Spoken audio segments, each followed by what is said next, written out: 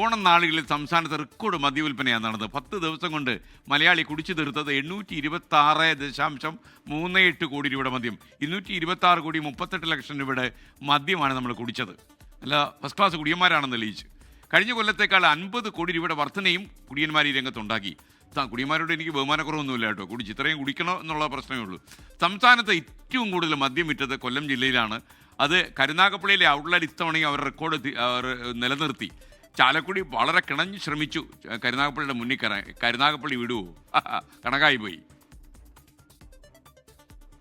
കഴിഞ്ഞ വർഷം ഓണം സീസണിൽ 776 കോടി 82 ലക്ഷം രൂപയുടെ മദ്യമാണ് വിറ്റത്.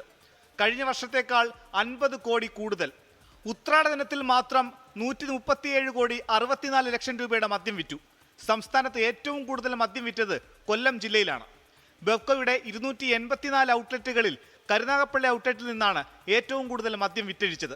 1 കോടി 46 ലക്ഷം രൂപയുടെ മദ്യമാണ് കരുനാഗപ്പള്ളി ഔട്ട്ലെറ്റിൽ നിന്ന് മാത്രം വിറ്റത്.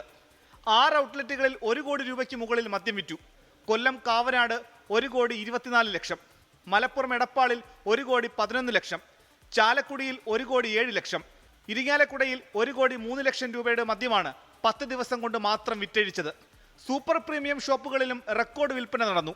ബെവ്കോയിലെ 4000-ഓളം വരുന്ന ജീവനക്കാർക്ക് ഇത്തവണ റെക്കോർഡ് ബോണസ് ആയിരുന്നു. സ്ഥിരം ജീവനക്കാർക്ക് 1,02,500 രൂപയാണ് ബോണസ്. കഴിഞ്ഞ വർഷം 95,000 രൂപയായിരുന്നു ബോണസ്. സുരക്ഷാ ജീവനക്കാർക്ക് 12,500 രൂപ ബോണസായി ലഭിക്കും. കടകളിലെയും ഹെഡ്ക്വാർട്ടേഴ്സിലെയും ക്ലീനിംഗ് സ്റ്റാഫിനും എംപ്ലോയ്മെന്റ് സ്റ്റാഫിനും 6,000 രൂപയാണ് ബോണസ്. 24 തിരുവനന്തപുരം.